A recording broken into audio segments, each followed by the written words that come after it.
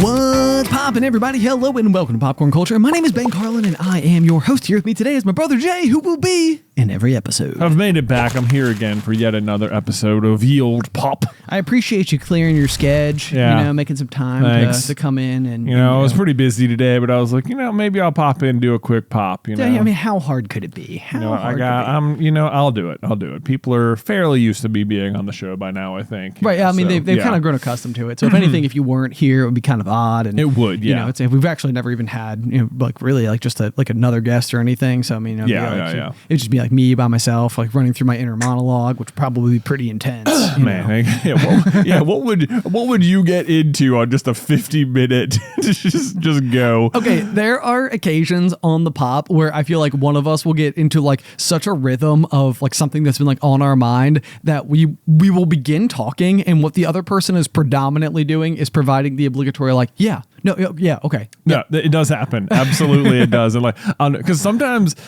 I'll be like I'll be the one doing that, and like you'll be like off on something, and I'll be like, man, like I don't think I'm contributing any information to this like particular episode. Like if you were to run back the talk time, it's going to be like Ben 80%, Jay 20% or something. But then like the topic will like shift and it'll come over and I'll be like, I feel like I've been talking for like 15 minutes or something. That's exactly what happens. Yeah. It's like you're trying to do these like mental hand scales or whatever, but it is really funny. I mean, it reminds me of like time of possession in any type of like sporting event where it's sort of like, they're like, oh, the Chiefs have had the ball for 80% of the game. And you're like, whoa, it's like the offense is having to do like a lot more work today. Like I'm always curious like what it's like to be like on the defense of the team that the offense is doing a ton of work on. Yeah. Where it's like you get to the end of the game, it's like, are you even sore still? Or you did like 10 snaps, so pretty good. It's not that bad. I mean, kind of an easy Sunday, all things being equal. Right. This is that is the kind of stat that for like you would for the last couple of years, the Commanders head coach Ron Rivera, like he's not anymore, but his strategy was definitely like win game by utilizing time of possession. Sure. So and like there were some there was a good stretch of games where you could like really see it like sort of working, to the point where it'd be like, boy, the Commanders have held onto the ball for like 80% of the game. Like, look at the possession time. And then you'd also look at the score and they'd only be up by like 3. Yes, yeah. And it'd be like possess the ball and maybe put points on the board. Like they're like opposing strategies really when it comes down to it, because obviously if your intent is just to score as fast as humanly possible, then you don't have the ball for very long. So then you keep turning it over to their offense to go in and do the next thing. Well, it's like ideally you have the ball for like 8 minutes and score, and then your opponent gets the ball and they don't score and they give the ball back to you and you do the same thing. So now you've taken up a ton of time and they haven't scored at all and you've scored twice. Like you can see how it like should work. Yes. Your defense is so well rested, like they're not having to do anything. But that often was not the case. So anyway. Yeah. No, it is interesting. I think less in terms of getting like super into the nitty-gritty details and more in terms of like demonstrating how the sport itself of football can be more of a chess match where like your individual players all have energy reserves that they're capable of dealing with. And so it's like everything is this kind of like chess match based on what kind of strategy you intend to implement. But if you're not aware that different strategies are being implemented and all you're ever seeing is just a whole bunch of people colliding with each other at speed, right? It's like I think that's when the sport gets sort of like diluted into like a barbarian's game of like what's even okay. So here, actually, I would love to hear your take on this because I feel like you'll be pretty impartial on it. But it's sort of like it was like an interesting question of like ethics versus like optimizing gameplay. Okay, I'm already curious. Okay, so this is a Pokemon trading card game related question. Okay, or at least this is where the scenario cropped up. So we're staying inside of Impact Sports. Yeah, exactly. Yeah. Exactly. Okay, so there was this trend that was starting to occur with a particular player in the highest level of Pokemon TCG. Okay. Which is like, someone who you could basically expect to be in the top 8 every time. His name is Tord Reklev. He's like considered the best in the world. Okay. And so like he's won a ton of stuff and he's like always in it to win it, Yes. Yeah. So the way a a round of Pokemon works at like one of these big tournaments is that you have 50 minutes to complete a best of 3. Okay. So you have to win twice. Or in the event that the 50 minutes runs out and you've each won a match, so it's like 1 and 1. Yes. Then there will be like this 0, 1, 2, 3 rule that goes down where like, okay, your turn 0, that person gets a turn, you get a turn, they get a turn, and if the game hasn't been decided at the end of that, it's a draw. Okay. But that's sort of how it's like, okay, that's like the overtime allotted. Okay, yeah, that makes sense. That makes sense. Supposing you get to the end of the round and so far you've only completed 1 match. So it's like maybe I've won and we're in the middle of just game 2. That hasn't been completed yet. Okay. So if that happens and we go to time and we do 0, 1, 2, 3, like we finish out the turns and still nobody has won, then I will win that match because I won a match and no one won the second match. Okay. Right? Okay. Yep. Makes sense? Okay. Yep. It makes sense. So in the best of 3, then it's like I won 1, you won 0. I win the whole match now. So in the most ideal sense, so it's a 50-minute allocation. Yes. Okay. So what does that even math to divided by 3? It's about 15 minutes per round because so ideally each game should take about 15 minutes and then there's like an extra 5 minutes to account for like shuffling the cards and resetting the game and stuff like that. And I assume a handshake of sorts. Of course, to mark the this is all in good fun. Right. Yes, we're all good sportsmen here. Right. So those are the rules. Okay. That's how the tournament sets it up. These are the rules of the game. You have 50 minutes to complete it, and that's it. Like that's the way the sport is constructed. Okay. Yeah. Right? I'm following. Okay. So where's the ethical dilemma? exactly. So what Tord was basically doing was, or accused of doing, I should say, Okay. is going into round 1 and playing a deck where there's like a ton of decisions to be made. So like every time you do like an interaction, shuffle the deck a little bit, runs time off the clock. Sure. So he would basically try to win game 1 in about 30 minutes. Okay. Okay, so that he goes into game 2 and then will just run the clock out because his deck has so many decisions to make. Okay. So it's like, I'm not really trying to win game 2. I'm just trying to make sure you don't win game 2. And that way I will win the whole round because I won game 1. Okay. So that is sort of what was happening. There was like a ton of examples where you could see it was just like no one in their right mind would choose this line of play because it doesn't advance your board state. Like clearly all you're doing is creating a situation where your opponent like can't win because there's just not enough time. And then it's like your turn, you play a single card that requires you to search the deck, pull a card out, shuffle it in, make this decision. You play another card, like rinse, repeat, It's Yes. like, and there's like rate of play rules, like you're supposed to go fast, but like even going at like a regular standard rate of play, there's just so many times you might want to like search the deck or shuffle that you can really run the clock out.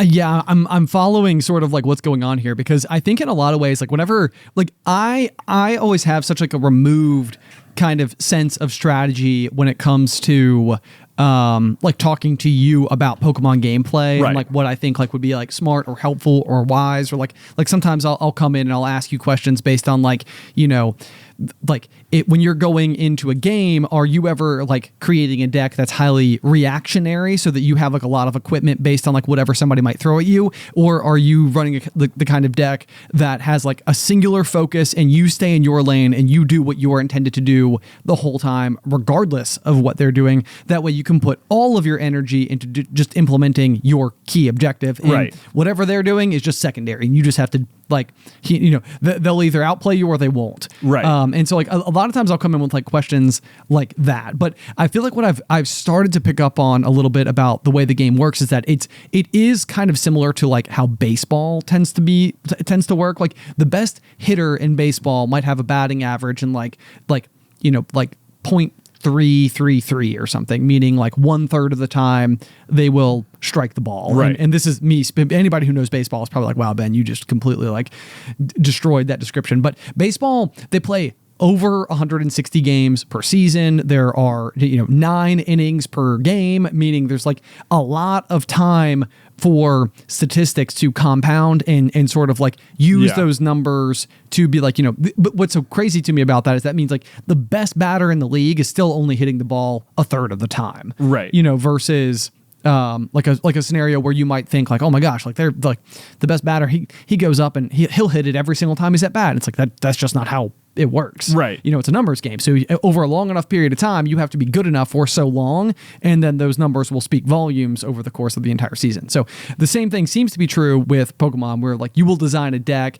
that might like, you can play test it and play test it and play test it against a whole bunch of different things. You're like, I can win, 67% of the time against the current meta, which would be like all the other various decks that happen to be out there. So I can imagine a world. How do you say this guy's name? Tord, just Tord. Tord. Okay. Yeah. I can imagine a world where Tord is playtesting, and what he has figured out is sort of like a reasonable amount of time for me to shuffle this deck inside of each game. It will take me, we'll call it like 13 seconds, and I'm going to have to do it, let's say like 5 times, right? Which means that you can do 13 seconds times 5 times, and it's like that adds up to this much. And then on these other occasions, I will need to roll the dice, and rolling the dice will take me, 21 seconds. And you start to a la carte your deck in such a way that you're like, I know how much time it will take me to win, and it will take so long that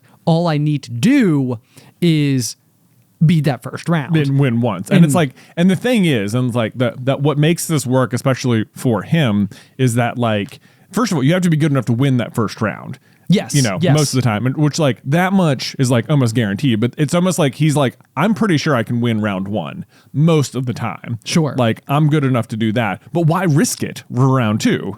Yes. Why not just take the dub after 1? And the other thing is like, should he lose round 1, like you can look up Tord playing with 2 minutes left on the clock. Like he can move, he can do it as fast as anyone. Oh, of course, absolutely. Yeah. Like yes. It's like if I lose round 1, also not the end of the world. Can absolutely fly through games 2 and 3 and make the comeback if he needs to. So yeah, and so I mean, it seems like there's no two ways about it. Like this is clearly somebody who is like believing or seizing the sentiment of like the bird in the hand is worth 2 in the bush. That's exactly what it is. Yes, it is absolutely worth like knowing I have the 1 win, and then why chance anything else in favor of losing. Right. Yeah. But then if I do lose on the first one, then game freaking on because I'm the best in the world and let's go. Yeah. Now I got to play. Right. You got to beat me 3 times. It's like, but he can, that's sort of the thing. It's like walk the walk, but it's like, so, and there are certain decks, which you would call like a control deck, where like this is their whole goal. It's just stall out. Okay. Like their whole game plan is, and everyone would like know this going in, is like take forever in game 1, which you eventually win, and then too late, you can't win because there's not enough time left on the clock. And like first, like no one would ever fault that because it's sort of like, well, that's the play style of that. That's the point of it. Yes. But like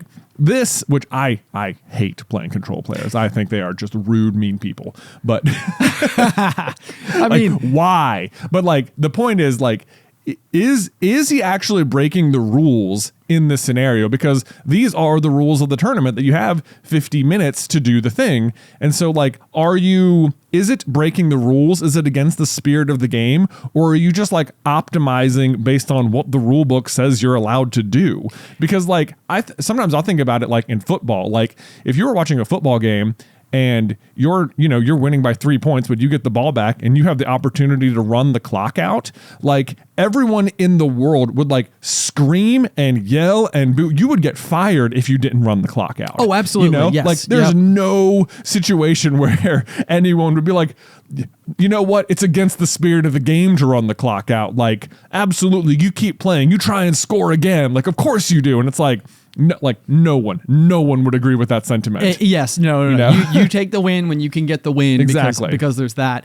And it's tricky to say because I think the thing that might be unique, and this is all I can say basically is ask you a question. You can let me know whether or not there's more or less of this happening. But like, it sounds to me like he is uniquely good at executing this particular style of gameplay. I think he is, I would say, uniquely good at it, but also it's not that I think other people wouldn't.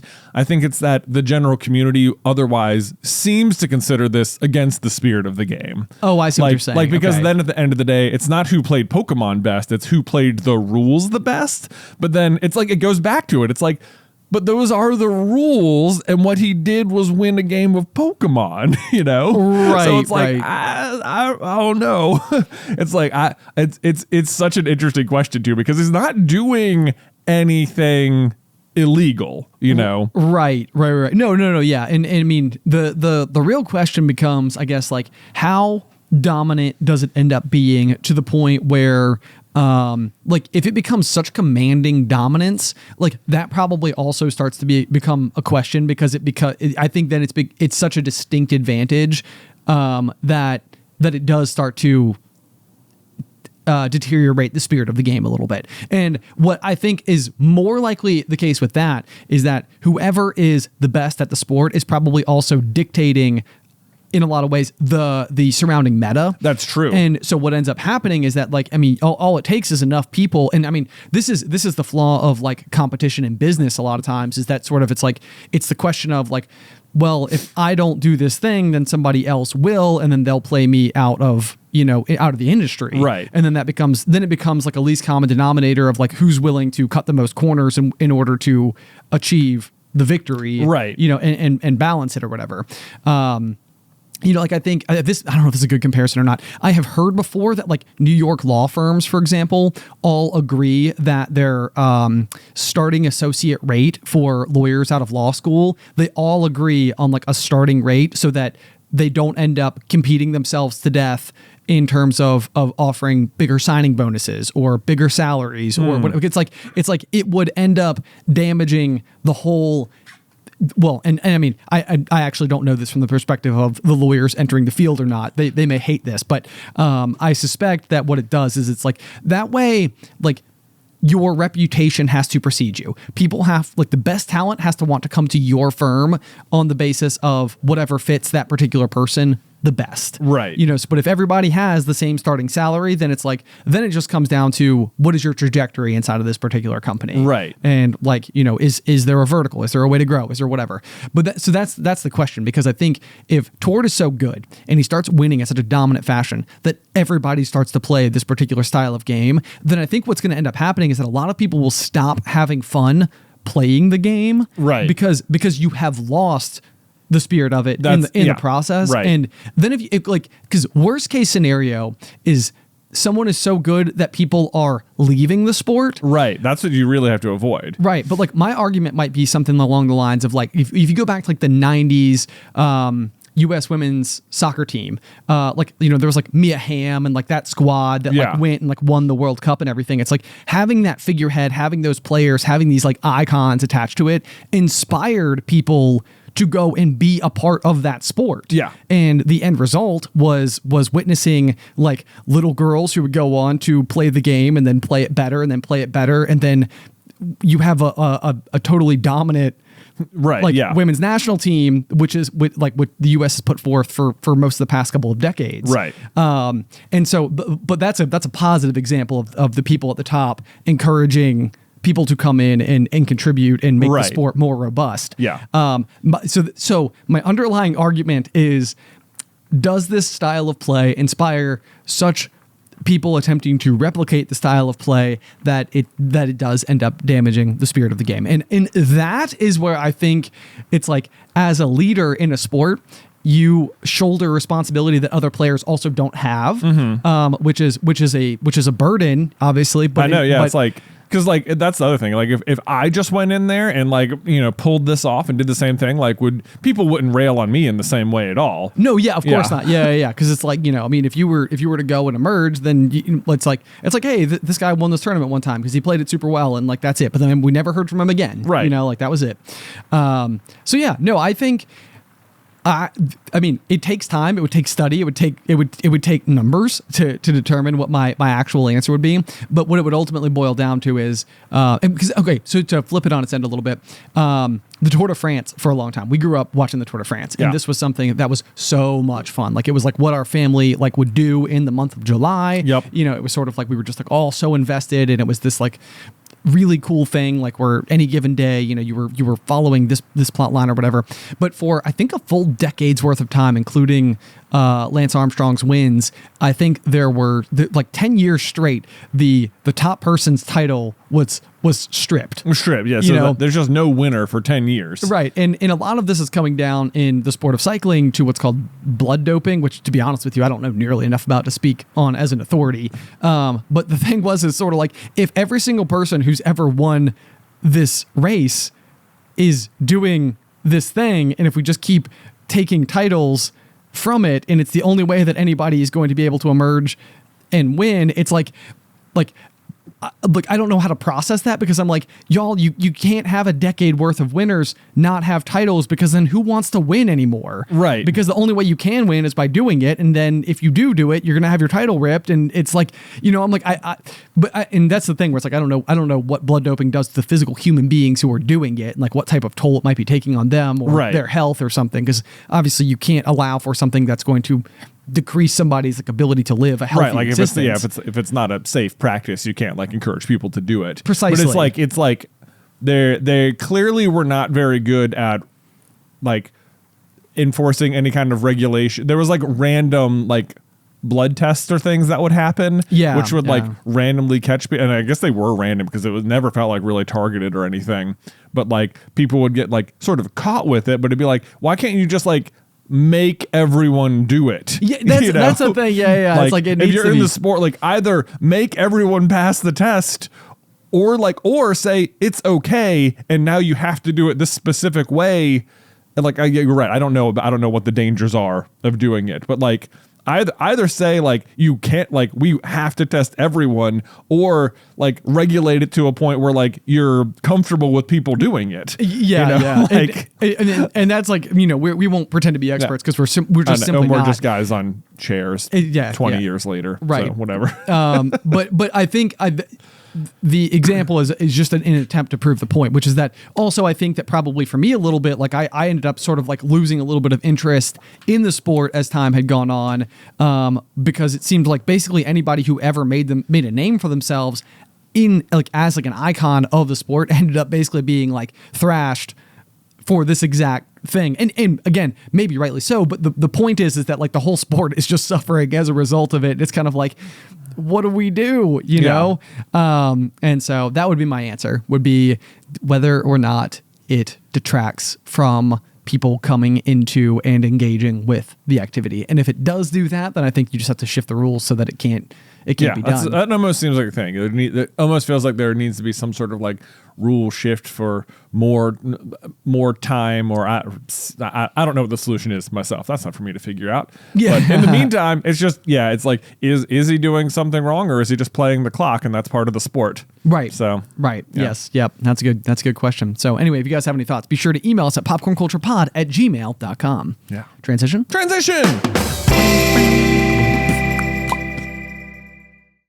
Okay, so similarly speaking, so I have a curiosity or a question, because we do movie reviews on Super Carlin Brothers. We do, and it's sort of interesting because neither of us are experts in the field of cinema at all. We didn't like go to cinematography school or anything like that. Yes, we didn't go to film school. We're not like our educations are not tied to this particular thing.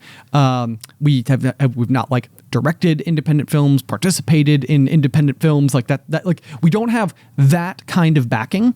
What we do have is sort of like this lifelong experience of finding things that we are able to then connect with, as like, it's like ways to connect with other people out in the world. Yeah. And I think a lot of like the underlying objective of like what we do on Super Carlin Brothers is to like build bridges in as many different directions as humanly possible so that people can all come together in their enjoyment of these specific things. Right. And so I feel like there's that aspect of it, and then the other is that like we spend a lot of time digging into like in-universe sort of like rules attached to like how, like if we're going to create magical object A, and magical object A has certain powers and limitations, then it's like we want to take those rules and apply it to like every circumstance that we're able to find, and make sure that like it all holds up in a way that like doesn't end up feeling like conflicting or something like that. So like that's a huge part of like the theory writing type stuff that we're always doing as well. Yeah, we're very like lore based people. Exactly. Yeah. So it's like whenever we're coming into a film review, it's whether it's like consciously or more subconsciously, it's like, to me, in my mind, looking back on all of them, that's basically what I'm attempting to bring to the table. It's like, I can't tell you, based on the aspect ratio that they were shooting in, that they were attempting to, like demonstrate an homage to 1970s style of film shooting, which is reflected in the actor and the costume designing and the story they're telling at this beat and whatever. Right. Yeah. But like, it's not to say that those things aren't at play. It's not to say that those things aren't at play, but you have to be an expert in so many different fields inside of the world of cinema, to where you're providing insight on what is otherwise a highly subjective field in terms of general enjoyment of something, because that's like sort of the classic case where it's like you could go and watch like a highly entertaining movie. I'll use an example just as like a bad movie that I like. It's called Never Back Down. It's basically Fast and the Furious Tokyo Drift, but like high school fighting. I don't really know. Some sort of sanctioned MMA high school league in Florida, possibly. I think, yeah, or California, yeah. Out of somewhere. Somewhere. The location doesn't matter. Yeah. And this is not like something where like I got into like a bunch of high school fights. I don't think I've ever been in a fight in my life other than when we were kids and we would be in the living room and be like, hey, like as a form of activity, like, would you like to fight now? Do you guys want to fight? Like for fun? Yeah. At which case we would usually fight until somebody hit their head on the coffee table or the vacuum cleaner. Or the vacuum cleaner. Yeah. Always present. Vacuum cleaner. It was. It was and rather immobile in terms of like when you hit it hit you rather than it moved anywhere. Right. Yeah. It sort of had like a precarious center of balance. Yes. Center of gravity. If you hit it, it was going to fall, and no matter where you were, it was going to fall on you. Even though you'd think you hit it that way, it fell that way. Wrong. Yeah. You hit it that way, it fell backwards at you because gravity didn't apply to this vacuum cleaner. Although now that I think about it, I'm like, maybe mom was onto something with just having the vacuum cleaner out, because I feel like I could probably vacuum my floors like every single day. And part of it, it's like, I got to go get the vacuum cleaner out. Like, oh man, maybe we should just leave it plugged in. Just like, oh, here we go again. Time to go for it. I know, that's true. I do vacuum every single day. So I mean, when you have dogs, it's a completely different story. I guess so. Anyway, back to Never Back Down. It's a movie that is not highly critically acclaimed. Let me see. I'm gonna do. Can you get the Rotten Tomatoes? Let's do it right here, right now, in live action form. So we're gonna do Never Back Down, Rotten Tomatoes. Apologies while I look. Okay, so Never Back Down has a tomato score of 21% and an audience score of 34%, which is also extremely low. Just it's not even like, wow, critics don't like it, but audiences had a good time. Yeah, no, it's not like that. It's basically just like, no one likes this except Ben. Except for me. There's actually except for me. There's actually a guy in it. He goes by the name of Cam Gigadent.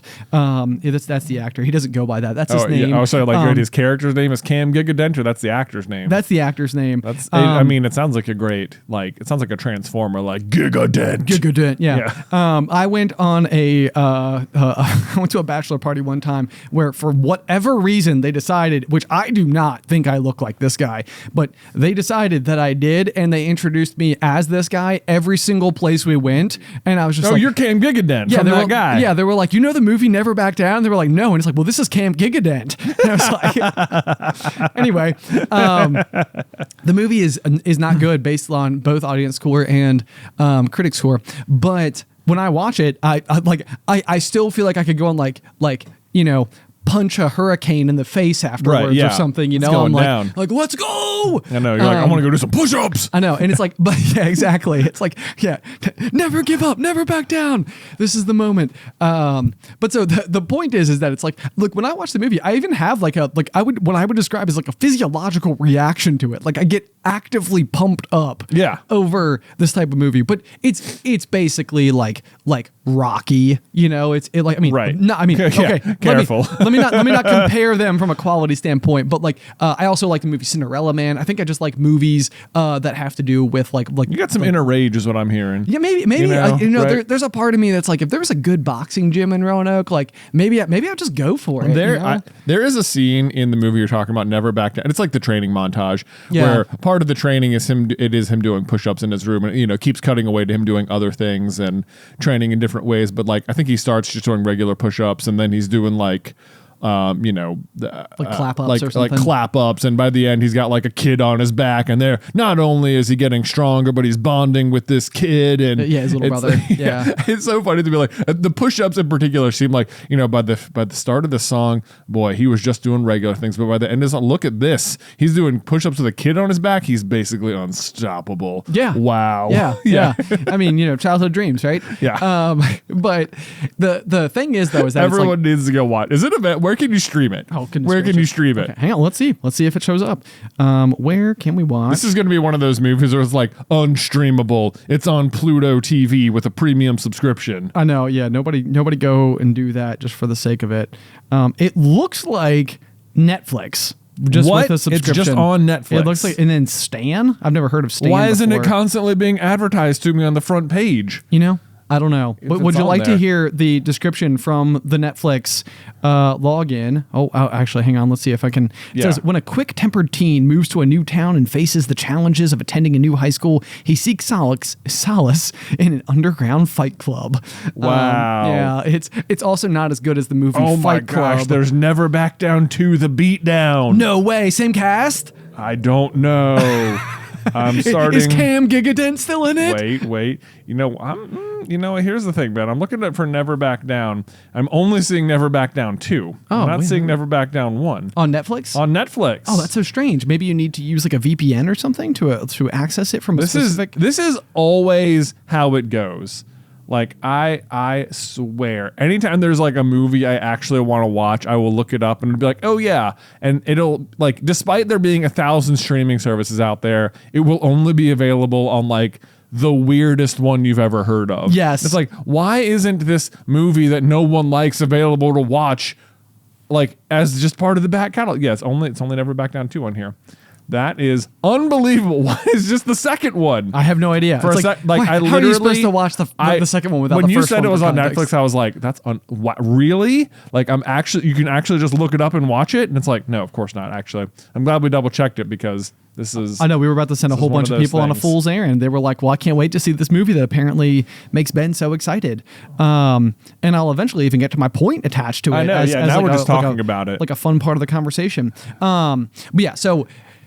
Never Back Down, though, clearly just like, I mean, and there's no part of me that like watches this movie and actually thinks that like the acting is like, next level or anything like that. Like, I'm not You're not like, wow, that was cinema. Yeah, exactly. But the thing is when it comes to film critics, like it's interesting to me how any movie reviewer is able to go into a brand new movie and it's like, it seems like so often movie reviewers have their reviews out within 24 hours of release. And so I might be assuming that they've only watched it one time, but I think we can safely assume that they probably haven't watched it more than, let's say, 3 times. Sure. And so the question in my mind is like, what are these movie reviewers like so good at? Like, what experiences do they have that they are bringing to the table, and like what are they looking for inside of the film? Because it's like, is it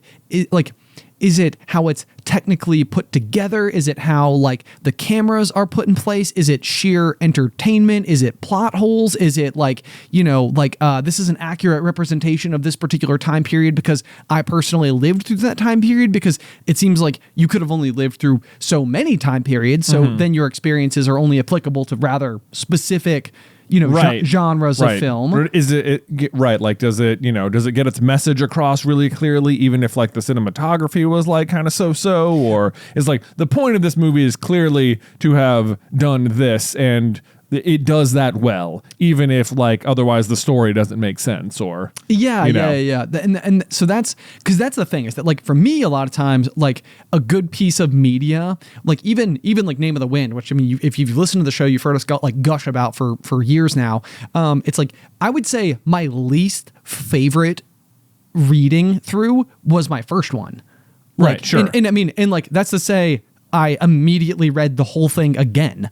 And then again, and then again. And it's like, what has happened for me is that the more time that I have spent with this particular, like piece of media, the more I've like come to, like understand and appreciate the way that like the author writes and what type of things that like he is clearly using like in so many different instances as a way to like set up future plot points and to like hide little like nuggets for the reader and stuff. Oh like my gosh, not to get too deep into Name of the Winds, which always happens. We have to be so careful. Yeah. We don't want to. This was like once upon a time I'll tie it back to movie reviews. Once upon a time we did a movie review of the Super Mario Brothers movie, which came out last year. Yes. Right. And I think at the front of that one, one of the things I said was like every time I talk to someone, like all they can bring up is like, oh, the voices, and I was like, okay, like here's the rule, like you like if we're gonna talk about the Super Mario Bros. Movie, like just take that away, like that you're not allowed that complaint. Now, what do you think of the movie? Right. It was like this happens and like it is so funny. It's like everyone has that, like that's like their crutch review, and it's like, okay, but like forget that. That's not helpful. That doesn't let us talk about the movie. Right. Yeah, like move it. Yeah. Like anytime you try and talk to Name of the Wind about anyone, like my rule is like you cannot talk about the fact that the third book hasn't come out yet, right? Like that's not helpful. I want to talk about the book. I want to talk about the stories in the book and what's going to happen, not about Patrick Rothfuss, not about the 12-year gap. I don't care about it. Right. Like that's not that has no bearing on my enjoyment of the books. Like you're not allowed to talk about that. Now what do you think of the books? Yes. Yeah. Right. Anyway, go ahead. No, it's totally fine. But and so the thing in my mind too, like so, or you could jump to I think there's an episode of How I Met Your Mother. I'm totally gonna like step in it for not knowing the specifics as I'm trying to use it as an example. Is there not an episode of How I Met Your Mother where there's a countdown that is happening in the background of every scene? There is. Yes. The episode throughout the episode, somewhere like in each scene, like a number will be featured, and if you're like paying attention throughout the episode, it keeps counting down closer and closer to 0, and like none of the characters draw attention to it. It's just something you can notice happening. Yes, and so this would be like sort of the question that I could lay out there again is that like if you're a film reviewer, there could be details that are incorporated into every single story where there is earnest effort being made in order to do something that is very cool that like might take more time to fully appreciate than on your very first pass. Right. Because you might not notice that they've done this on the very first pass, but then like once you do, it's like, whoa, that was a really cool thing that they incorporated. Right. Or right now, like Addie just hit like her like Encanto phase. So we've been watching Encanto like on repeat. And I mean, this is not really like that crazy of an Easter egg, but like when we don't talk about Bruno is playing, there's like the little scene where you can see like Bruno like, dancing to the song in the background, up on the balcony or whatever. Yeah. It's like, these are like fun things that people have like taken the time to like incorporate into the media that I don't think are necessarily appreciated on your first, second, or even third passes through the film. And so my question is that are movie reviewers just so well like educated in the world of cinema and film that like when they're going into it, their brains are seeing so much more than what the everyday average viewer might be seeing. Like they are seeing all of it all at once. And like these are details they're picking up on. They're following the Easter eggs. They know the underlying intent of this studio. They know the running gags of the studio. They know and they're taking all of it in all at once on this first, second, third pass or whatever. And they're including all of this inside of like what ends up being the ultimate review. Because like for me, the only thing that I would say I have enough expertise on to like where I could go and like judge something with any amount of basis whatsoever is probably with aquariums, because I've probably done like just about one of every single kind of aquarium that there is. I have like spent a huge amount of time in this industry. I have spent time around like professionals. I have been on like very high scale things like seeing the best of the best do the job as well as it can be done. And so like what's interesting to me about it is like, if you were to look at a saltwater aquarium, there are certain kinds of corals that I think are most likely to appeal to the masses, you know, and these are, it's like within the realm of corals, these are going to be like what I would call soft corals. They typically don't have like a calcified skeleton underneath. They're very flowy. They're typically like greens and purples and, you know, that type of thing. But like they are what you imagine when you think of like a seascape. Yeah. The thing is that this is usually the beginner stage of the aquarium hobby. So if you were to go and see like a tank like that set up and I were to look at it and look at all the filtration and all of like the way that they've like run the pipes and done like everything from top to bottom, like, you know, hardware, aquascape, like the selections of the fish themselves, like I could tell you whether or not they are meant to be compatible, whether or not they're coming from the right places in the world in order to represent an ecosystem that actually would have existed out in the wild, you know, like all of these details, but I might be able to look at it like, but these are all very beginner corals and they are therefore not demonstrating the hobby at its most extreme because they're not accomplishing like a skeletal based coral, which is much more complicated to keep alive. Right. Okay. Am I like way too in the technobabble right now? I don't think so. But basically what I'm hearing is that you're able to look at a tank and decide like, ooh, it can look amazing, but based on like the particular corals that you've chosen, it's clear that you haven't like you're not pushing the limits. Yeah, you haven't decided to push the limits of the hobby. Yeah, not that you're doing a bad job and you're clearly doing a good job at what you're doing, but like if you were like truly like if you were entering into an aquarium contest, like it would come across as this is pretty basic. Exactly. Yeah. And so it's like this is something.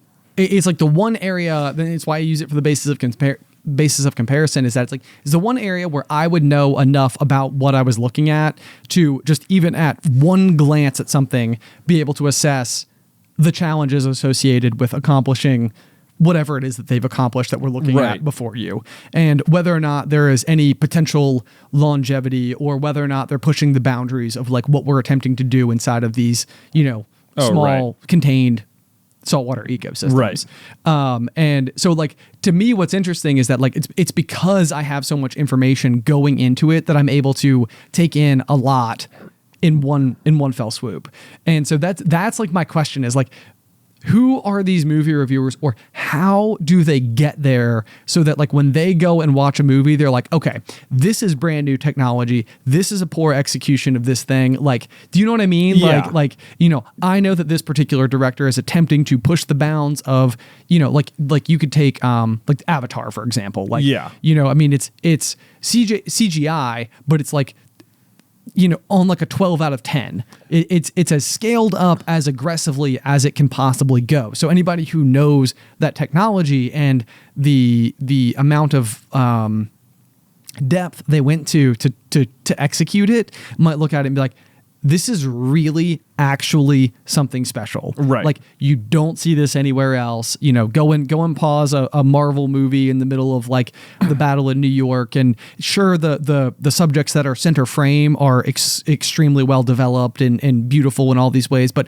look at that little gremlin over in the corner and he's sort of out of focus. And it was a lot cheaper to just not fully render that guy because it's just in the background and whatever. Right. Yeah. So these are the differences where if you pause Avatar and you're looking at a forestscape, it's like the little insect on like the back right corner could be just as, you know, right. Like, they spent time on that insect. Exactly. Yeah.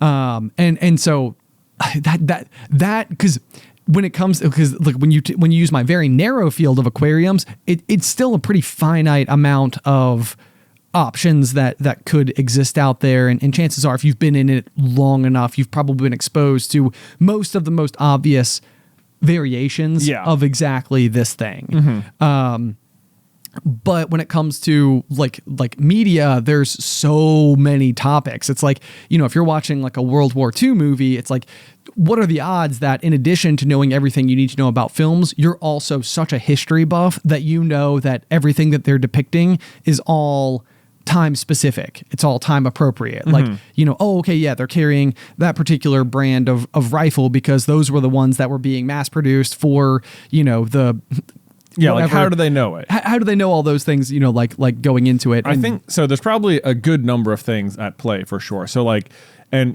they're like with the internet and stuff, like there are, so many people who are going to pump out reviews just immediately and right away, who definitely don't know all that stuff and are just like trying to be the first to get it out for the sake of like, being the first one there, like wins, like yes. the views or the advertising or whatever. And then there's going to be a number of people who are just like, it really doesn't even matter what the overall quality is. I will have a hot take about this almost no matter what, because that will get clicks and views. And like all of that will end up like in some way, shape or form, like form some kind of like public opinion about it anyway. And then there will also like a lot of times, like, I remember like when I got invited to go to Pixar for The Good Dinosaur. Yes. Like you're there, like they are, I mean, there's like, they've got 50 to 70 of the biggest news outlets in the country there.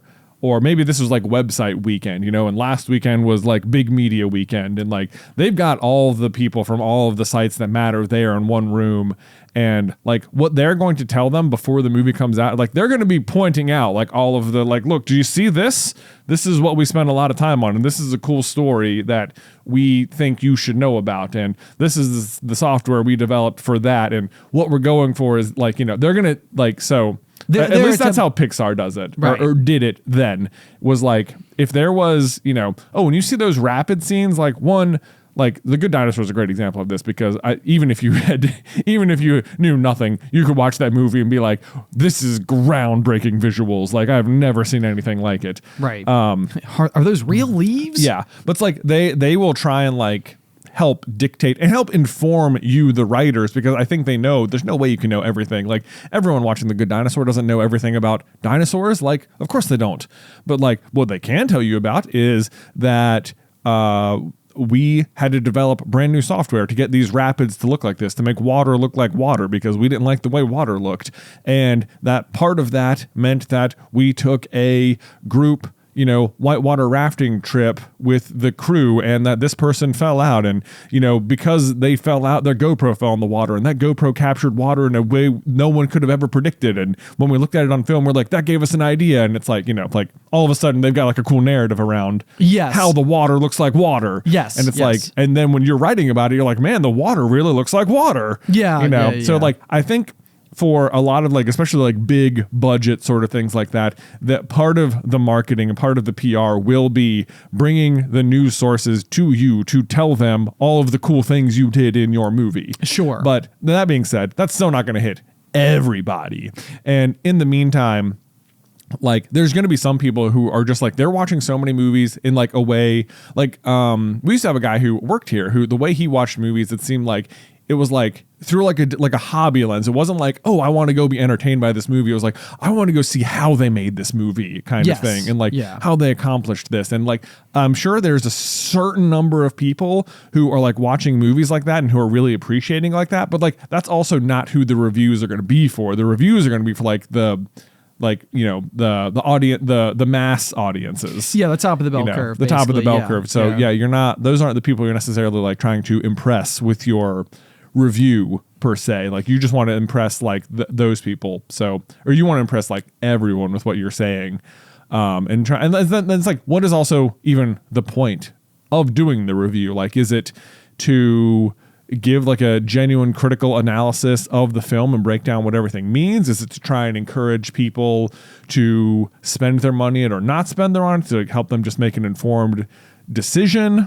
Right. Yeah. I mean, and that's the thing too, is that it's like, it's not that I'd be here to say that I don't think like, movie reviews are worth it or anything like that. Cause I mean, I think that they generate discourse, and discourse is usually one of my favorite things to have about any topic whatsoever. I feel like when we, when we do it, like, you know, like you said, we're not necessarily crazy cinema film buffs who can tell you about how, like, it was clear by the way they lit this film that they were drawing inspiration from the like noir section of you know, film, and they're trying to create paint this character as a femme fatale, and this is always the tell, and whatever, you know, whatever. Yes, I took an intro to film class. These are some of the things I took away. You know? These were words. Well, these were words, right? Everyone remembers noir.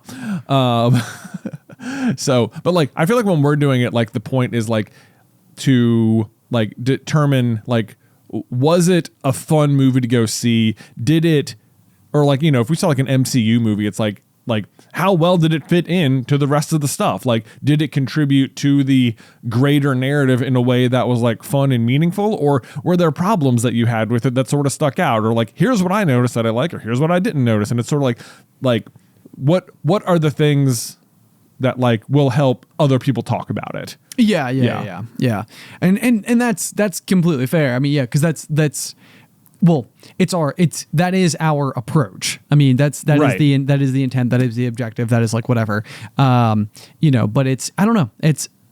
I don't know what got me on this today, but I spent a whole bunch of time thinking about it. And then as I was writing notes, like to prepare for this episode, I was like, man, I have like a lot to say about this particular thing, because there's like a piece of me that what I really, really, really want is to go and sit next to one of these film reviewers as they're watching the movie and literally just saying out loud, like, okay, so here's the issue. Like this scene between these two people, like I'm watching all of it all at once. So these two people are talking on a plane. They're going back and forth. They're talking about whatever. If you watch, this guy's drink is constantly full and then down, full and then down, full and then down. So like in the edit room, I am being made aware as the guy I'm sitting in my seat that they took this take 50 times because his drink was at a different volume each time. Right. And he, because not only am I listening to everything they're saying, I'm also watching the drinks. I'm also watching the set pieces. I'm also watching like, you know, what makes the most sense. Would he still have his, you know, shirt buttoned all the way up to the top, or would it be more likely that he would have like let a button down upon entering the plane to be more comfortable, you know, like, like does it, like, I don't know what types of things they're looking for and how sophisticated they are and how prepared they are to look at all the details all at once. Well, I doubt they're looking for like minor continuity details between the editing room floor, unless there's something like glaringly obvious, like, you know, the Starbucks cup in Game of Thrones or something. Sure. Just yeah, like, where guys, it's like, what are you doing? Like, come on. But like, I think I would almost bet. So there are some really good like director breakdowns about the Knives Out movies by Ryan Johnson. Those are good. On what is the channel it's on? I can't remember. Okay, but if we find it, we'll link find it. it and link it. Yeah, but they are fantastic, and it's like he'll walk you through like a particular scene and kind of point out like all the decisions he was making as a director to help like the way the way. Like one of the scenes he's talking about is in Glass Onion, where all the cast is sort of arriving, and he's like, I wanted to think of this as like a stage show. Like as each character arrives, they get to stand center stage and like introduce themselves to the audience. And so like he's pointing out how like so they're all sort of standing here, and then this person will arrive, and the way they're dressed, and the way that they walk, and the way they arrive to the center of the stage meant these things. And then in the next scene, they're kind of back here, and where they're standing kind of matters. And it's like I would almost bet that if you're doing the review, it's sort of like what you're trying to get is the director's intent. Like whether or not the drink was going up or down or something, that's clearly not their intent. That's just a mistake. Yes. But like, if you just like let the movie happen to you and you are like, did they successfully get you to see what they wanted to see as the end product? Like, did they do a good job communicating what the story was and hiding the particular elements of it, and like using the movie making process and the way in which movies are filmed to better communicate the story than if you just like read it or something? Like, what did they do like inside of the lens that helped you understand the movie or communicate the plot to you in a way that, just reading it would not have otherwise done. And that's the question though. So, because I think your example from Glass Onion is perfect, because I know the exact scene that you're talking about where everybody's like arriving and like it's clearly taking place like while the pandemic is happening. So like everybody sort of has like a slightly different like face mask, like a face covering that they're using, where they're all highly representative of each of the characters, even though if you're just watching it in real time and real speed, it may not occur to you. There's one example of somebody who's just like literally wearing like a piece of mesh over their face. Right. It's like just fashion. It's like clearly that's not protecting you or anyone from anything. Yeah. Right. So I think that there's certain things you can pick up in real time, but the curiosity that I would have is whether or not the rest of everything else that Rian Johnson might explain he's doing inside of this scene. And if you want to imagine what this video series, it's almost like watching like a football recap where there's like all the circles and X's drawn on the board. He's kind of doing that and being like, okay, see, now when you look at the framing, like look where they are. I can draw the grid. They like their faces like in the middle grid, right? Of the 9. It's like I watch those things and I'm like, it like blows my mind because it's like there's so much more happening inside of like every second of this movie than like you even realize. Yeah, every single thing's intent. Like, it has purpose. It has purpose, and like I think though, like I doubt anyone's watching that and they're like, I see what they did. But like I doubt people, even like great film reviewers, are watching that and being like, that's the I question. Understand. Can you appreciate it in real time? Staging. Yeah, like in real time, maybe not. Like in review, possibly. Like the staging in this scene was unbelievable. And it really communicated this home and stuff like that. But well, and yes, because that makes sense to me completely. Yeah. That's a lot more like what I would relate that more to how we've read Name of the Wind, where it's like, the first time I read through it, I didn't pick up on all these like little details that I did on the second time, and then on my 15th pass through, I'm picking up still yet new details every single time. And so let me ask you this then. After you read it the first time, did you feel like, wow, I just read something great though? Well, that's what I said. I mean, because you did read it a second time. That's the thing. It's like, I would say my least favorite read ever was the first time. And yet it also still sparked me to read it again immediately. Right. And it could be your least favorite and still have been great. Yes, it absolutely could be. And so that's that. And maybe that's fair. Maybe that's like where like a huge part of what these film reviewers come to learn and realize is that like they've seen so many different things. Like maybe you look at a movie like Never Back Down and you're just like, this is just all classic tropes. Nothing about the storytelling is unique. Nothing about it is profound. None of the performances are all of that good. And so it's like at the end of the day, it's like, yes, you can watch this movie and watch this kid move to a new town and stand up for his little brother and get really good at fighting and beat the bad guy. Like, which by the way, spoilers, that's everything about the plot of the movie. And it's like, they didn't accomplish anything new. Maybe that goes back to my saltwater aquarium example, where it's like the film reviewer knows it's like, yes, it looks fine on the surface. You can watch a complete story. It's not like you're going to get to the end of it and not know who won, or you're not going to get to the end of it and be like lost or confused or anything like that. You'll know. I mean, it's all played out for you like in such a way that's but it's like and it's like a question of when someone's like reviewing that, are they like are they judging it in the same way you'd be judging like Forrest Gump or like Shawshank Redemption or something? It's like obviously, because if you are, then yeah, it sucks, Sure. It's not great. Right. But like on the other hand though, it's like, does the movie accomplish what it's trying to do, which is like entertain you for 90 minutes in its like corny, predictable way? It's like, I think it does a great job at doing that. Right. Right.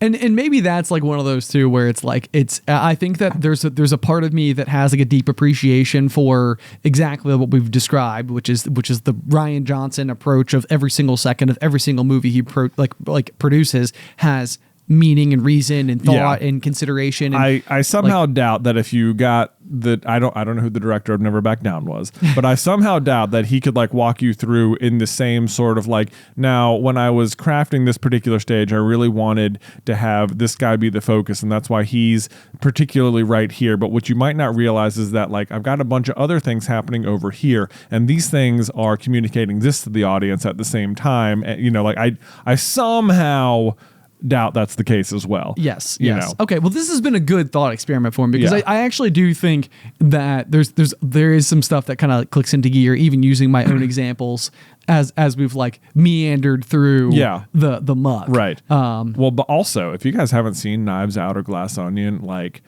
absolutely go watch them. Yeah, they they're really are good. so good. It's super fun. That's like a series that I'm like desperate for more of altogether, because it's like it feels like the type of thing where you could start to build up your own, and again, it's like not that we'd ever be qualified to like really like make proper remarks on like the film producing aspect of it, but it seems like there's so much intention and like the potential for like continuity to occur that the Knives Out universe could have its own lore attached to it, and like you know like building blocks and precedents, and like, you know, we never break this rule unless we do, and then if we do it for this reason, you know, type of thing. It would be super interesting because like the two movies are not like sequentially connected other than that it's the same detective. True. Like there's no other recurring characters from the first movie to the second one. But like then as a result of the events of the second one, it feels like it would affect the entire world moving forward. Yes. In a certain way that like would kind of feel unavoidable. Like maybe it would need, maybe not. Maybe it's just like, yeah, okay. Anyway, moving on. That happened to that guy, so whatever. Right. It feels much more likely that there'd be like a newspaper headline, like it does seem like that. Yeah, you like know, billionaires right. glass onion on private island explodes, you know, whatever. You know, like some type of just like it's like, oh yeah, you can see like a little nod to, you know, there's that. It's over there. Mm-hmm. Yeah. Go and check it out. But anyway, yeah. So that's it. That's movie reviews in a nutshell for me. Like, I think it's something. Do you read a lot of movie reviews? Do you even like? I don't know you to even be one who like engages in this particular medium that much.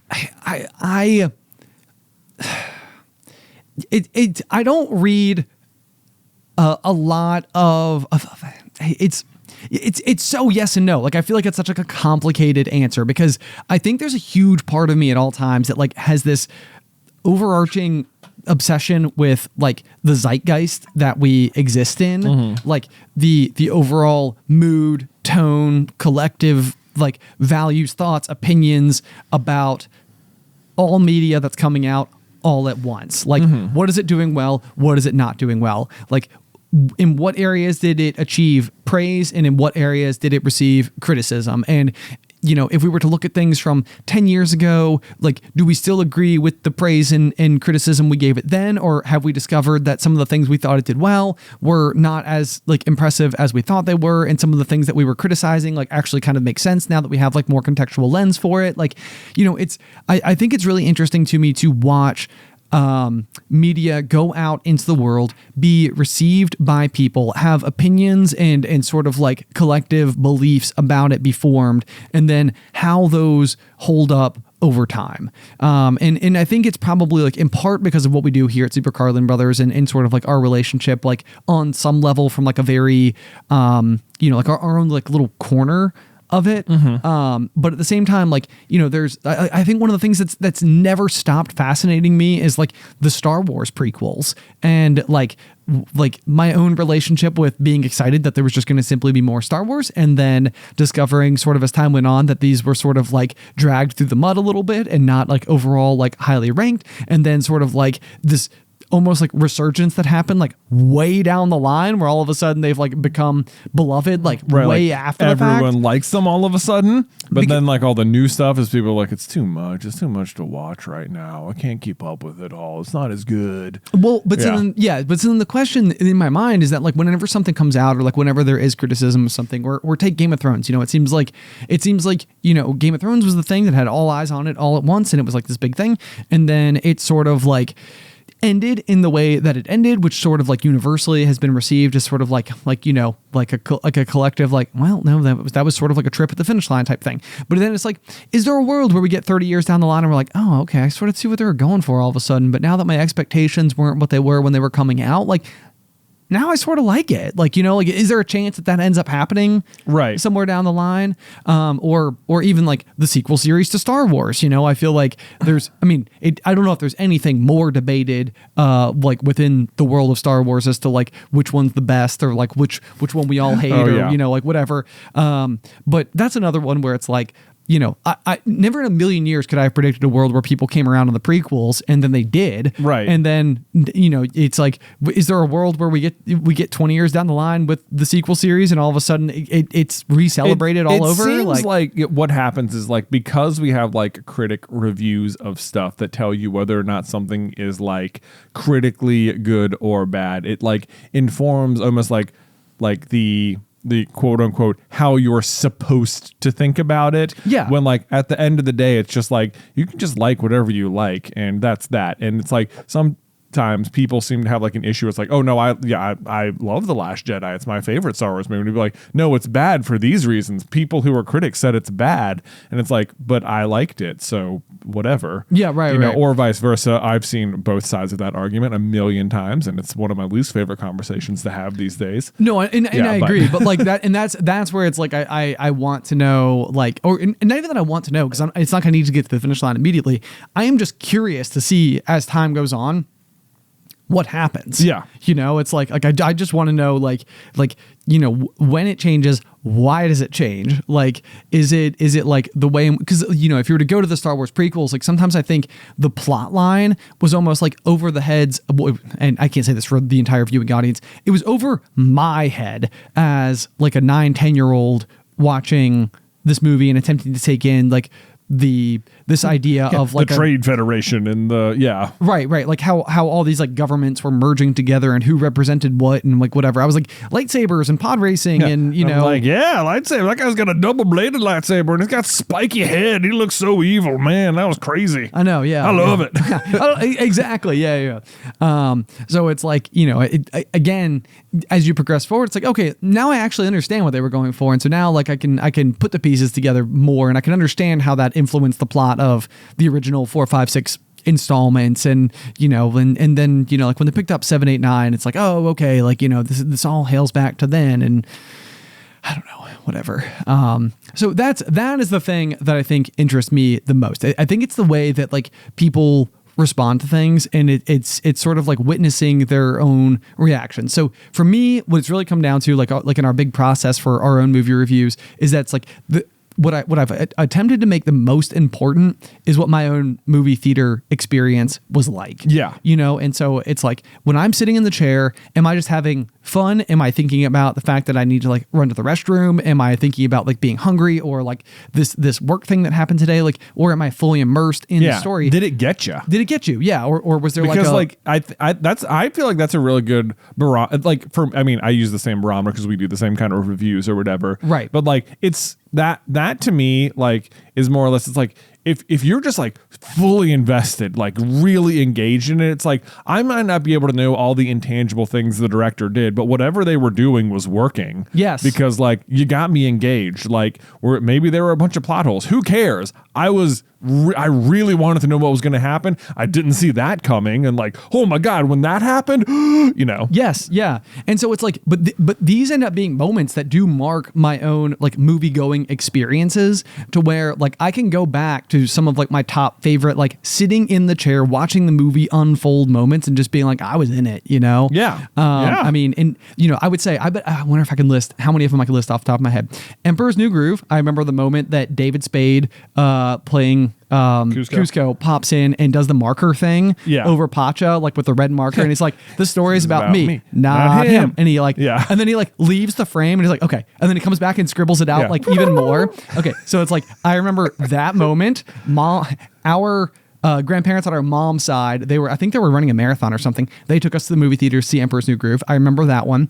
I remember seeing Never Back Down in theaters, and the soundtrack probably is what's really getting me, in case you want to watch it and like get that sense. It's like the soundtrack is just really good. There's like lots of fun songs that were like in Never Back Down. Yeah. They were like songs that I was like listening to in my car every single day, and I was just like, yeah, this is so cool. It's like, also true of Tokyo Drift, which I compared this movie to earlier. The soundtrack for Tokyo Drift is the best best Fast and the Furious soundtrack. It's so good. It's so good. Moving on. So much fun. Force Awakens. Bite me. Yes. Yeah. Force Awakens was exactly like this, where I was like, oh my gosh, Star Wars is back. This is unbelievable. Dude, you were absolutely. People ask me like, what's my favorite Star Wars movie, and it is The Force Awakens, and it's like people are like, it's just copying A New Hope, and I'm like, effectively. Let me ask you, what's wrong with A New Hope? Nothing. Right. It's awesome. Okay. And you know what? I had 20 years of memories of that movie, and then there was a giant gap of time where there was no new Star Wars, and then I got to go back in the movies, and they just hit me with the nostalgia and with the new at the same time, and it was full, and people were cheering, and like when Rey pulled the lightsaber, like I still get like, no, it's my favorite one, and like because seeing it in the theater was like such an experience. Yes, exactly. And it's like, and it couldn't have been such an experience without everything that came before it, but they used that to their advantage, and I loved it. And yes. I'm sorry, it's my favorite one. And that's just it. No, I understand completely, but that's part of my point. Is exactly. That, like, I remember that day. Have I said The Prestige out loud yet? Oh, dude, yeah, I was at Radford, and when I saw that for the first time, it was like they were just showing it on campus, and me and Beth went to go see it, and we left, and we were like, "What just happened?" Yes, it's insane. It's like one of those movies that like it builds it like it's so like when they do the reveal, and it's a movie about magic, and when they do the reveal and you realize like what happened, it is just like, oh, but that's a great movie for this conversation, because it's a movie about magic, but the magic, but it's also a movie about filmmaking. Oh, sure. Yeah. Like, yeah. No, but it's amazing, and it's great. Yeah. And it's like, I was completely enthralled. And that was a movie that I remember friends asking me to go see it. And I was like, I have no idea what this is, but if it's what the crew's doing tonight, then count me in. And then I remember like walking out of the theater and being like, what? Like, I'm so glad I came out tonight. And then probably my last one that immediately comes to mind is Ocean's 11, which I actually didn't see in theaters. I saw it on our living room couch. Mm-hmm. And I was like, I refused to. I think I watched it at like 4:00 in the afternoon on like a summer day or something, and I refused to get up from the couch to do anything because I did not want to miss a second. I just wanted to see the whole thing unfold, and so those would be like the movies that like you could go through and you could just imagine like little Ben just like enjoying. Okay, so just to bring it full circle, then a bunch of these all have the same thing in common, which is what the movie The Prestige is like on a meta level about. Okay. Which is that like good movies are pulling a magic act on you. Oh, sure. And yeah. that they're luring you in. And then at the end, like you were looking over here, boom, prestige. The prestige is the act of getting you is like the get with the audience as much as like in a magic trick and in making a movie. And in a bunch of the ones you just listed, like they're pulling off the prestige part of the magic trick amazingly. Another one is that for me, two more for me are The Shawshank Redemption. Oh, yeah. Which is, I mean, that is already basically considered the best movie ever by a lot of people anyway. Yeah. And you know what? It's right at the top of my list. I love it. Yes. And I would put Shawshank up higher, except I think when I watched it, it's like I have subsequently watched it and enjoyed the heck out of it. But my first ever watch of it, I was so young that there were aspects of that movie that just scared me to death. Yeah. Yes. There are parts of it that when you watch it, you're like, shouldn't have seen this as a kid. Yeah. And parts of it that as a kid, like I just didn't even get. Yeah, that's fair. I understood the thing at the end, which if you haven't seen Shawshank, go see that too. Yep. The other one I was gonna say is Fight Club, which also has a good prestige moment in it as well. Yeah. So anyway, those are just some great movies. Yeah, that would be like the homework. Yeah, and I'm glad you included Fight Club as well, because I remember I watched that for the first time my sophomore year of high school before our district cross country meet, and that was another one that I like left Fight Club being so pumped up. I ran that afternoon and ran a PR. Amazing, and it was just like boom, this was incredible. You just like fighting movies, man. I know. Yeah. I know. I don't know why. People are trading blows. You know. It's really like, so I watched when I flew to and from Vegas for the music festival last year. I watched all of the Creed movies 1, 2, and 3 back to back on like the back of the seat movie theater thing. Yeah. And Creed is just like the modern day Rocky movies. Yeah, right there. I cried. Same universe, right? Yeah. He's even in it. Rocky's like the coach in the first one.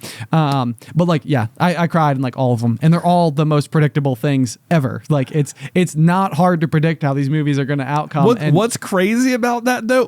This is the brilliance. Well, there's so many things that are very good about Rocky, but like what makes it unpredictable is that in the very first Rocky, he doesn't win. Yes, yeah, it's like there you go. he does not win. Like, it's amazing that he makes it to the end of the 10 rounds, and like he still loses, and it's still like this amazing accomplishment he's done, but he didn't win, and that made you wonder at the end of every single Rocky movie, like, well, it's possible. Well, It's happened before. They will let him not win. They'll let him lose. You know, it could happen. It could happen. It could happen. Yeah. Yeah. Adrian. Yeah.